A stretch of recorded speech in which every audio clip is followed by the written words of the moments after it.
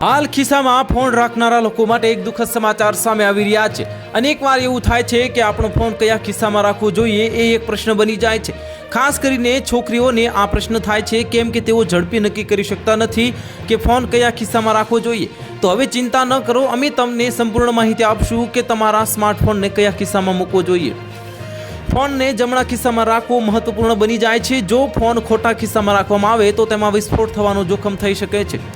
આવો અમે તમને ફોન રાખવાની યોગ્ય જગ્યા જણાવીએ। તમારા સ્માર્ટફોનને યોગ્ય જગ્યાએ રાખવાથી તમને આરામ તો થશે જ, પરંતુ દિવસભર કોઈ પણ કામ કરવામાં તમને કોઈ સમસ્યાનો સામનો કરવો નહીં પડે।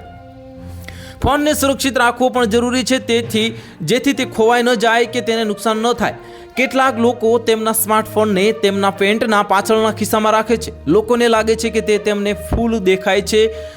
સ્ટાઇલને મારવા માટે લોકો આવું કરવાનું પસંદ કરે છે, પરંતુ આ કરવાના ઘણા ગેરફાયદા છે।